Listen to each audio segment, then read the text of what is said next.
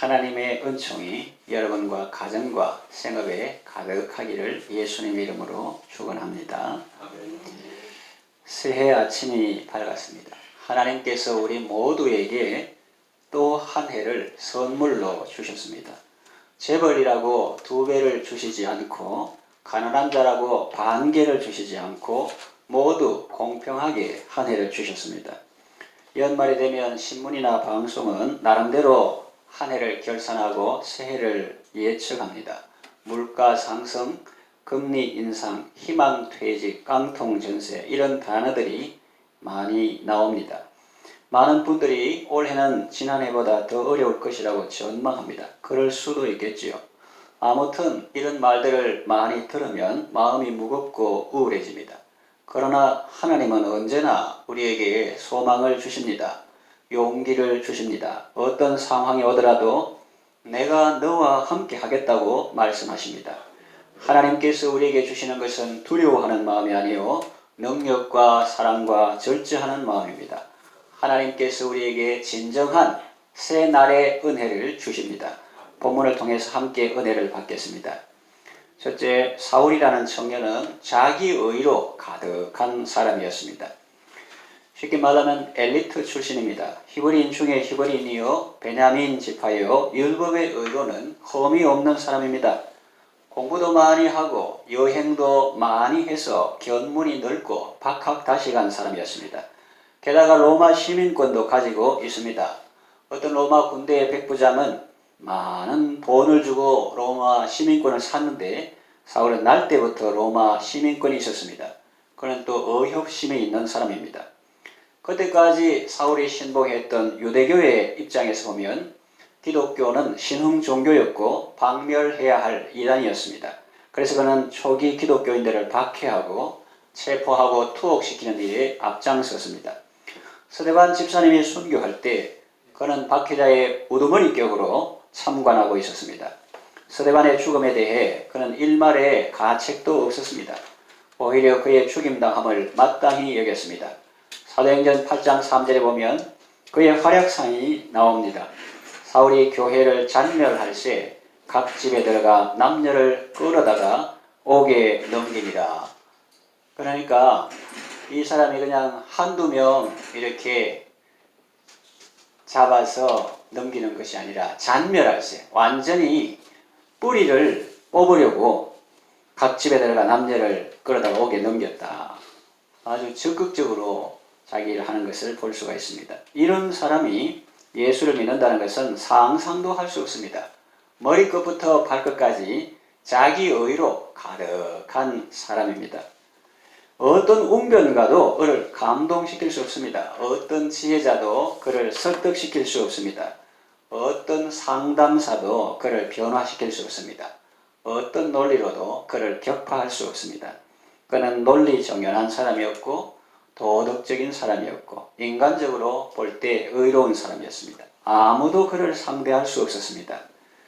그는 율법의 의로는 흠이 없는 사람이었지만 하나님 앞에서는 흠이 많은 사람이었습니다.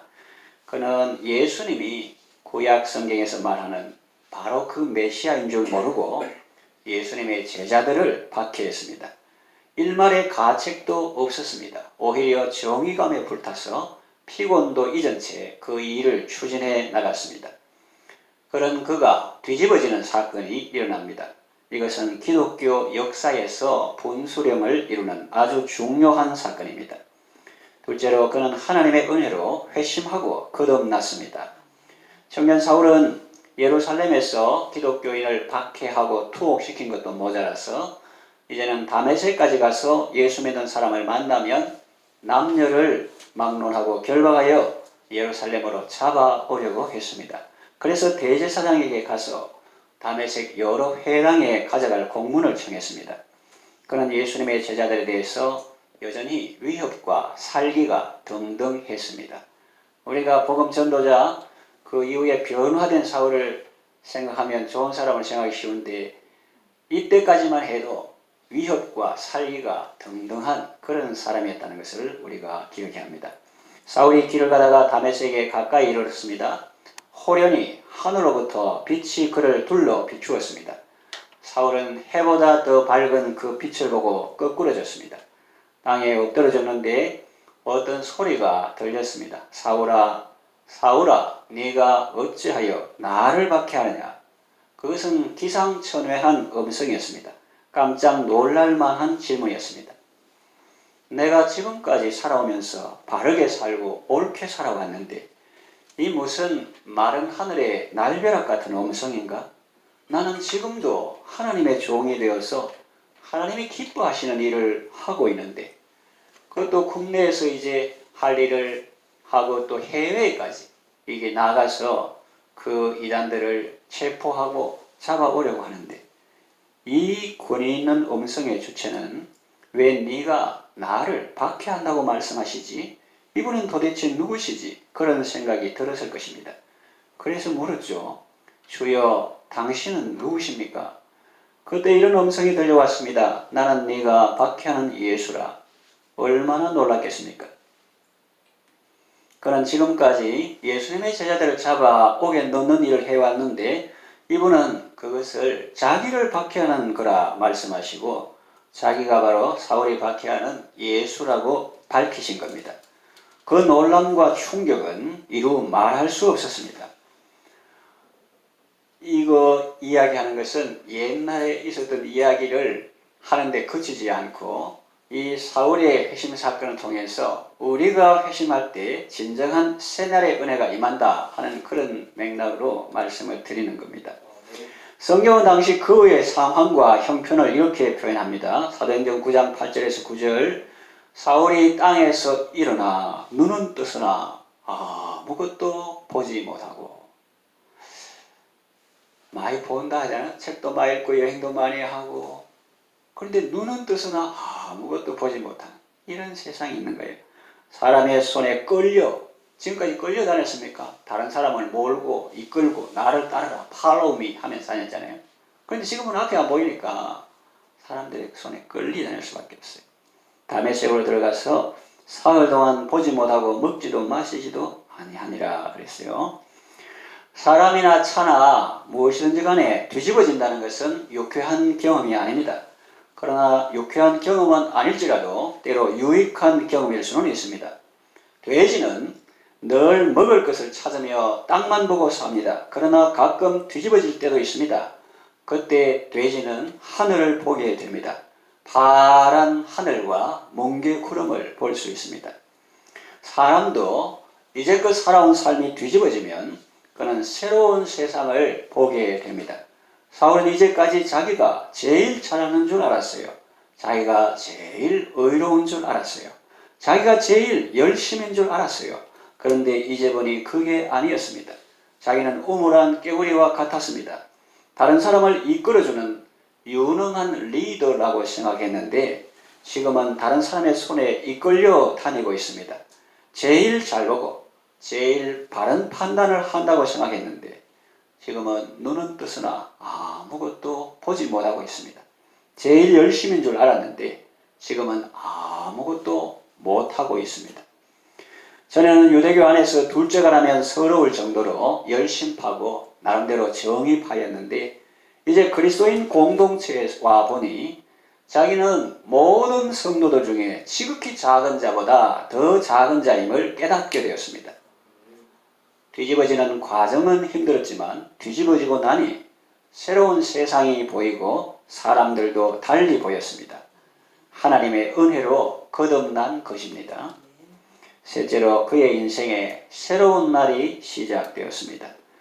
예수님을 만나기 전과 예수님을 만난 후 사울의 삶은 완전히 달라졌습니다. 전에는 예수님의 제자들을 잡아서 옥에 넘기는 일을 했습니다. 그런데 이제는 자신이 예수님의 제자가 되었습니다. 전에는 나름대로 옳은 일을 한다고 했는데 사실은 가시채를 뒷발질하는 것 같은 고생이었습니다. 전에는 나름대로 정의파라고 하며 살아왔지만 얼굴에는 위협과 살기가 가득했습니다. 그러나 예수님의 제자 스데반 집사님은 죽어가면서도 얼굴이 평화로웠고 오히려 박해하는 자신을 위해서 기도하는 모습을 보고 말로 표현은 안 해도 마음속으로는 충격을 받았을 것입니다. 그런데 이제는 자신도 스데반 같은 사람이 되었습니다. 사울의 입장에서 보면 하루아침에 일어난 일처럼 보이지만은 하나님께서 창세전에 그를 그리스도 안에서 택하셨고 어머니의 태로부터 이방인의 사도로 택정하셨다가 때가 되매 부르셨던 것입니다. 그 사실을 깨닫는 순간 하나님의 은혜에 대한 감사가 밀물처럼 밀려왔습니다. 우리 부르는 찬송 가사와 같이 이전에 주님을 내가 몰라 영광의 주님을 비방했다. 지극한 그 은혜 내게 넘쳐 날 불러주시니 고마워라.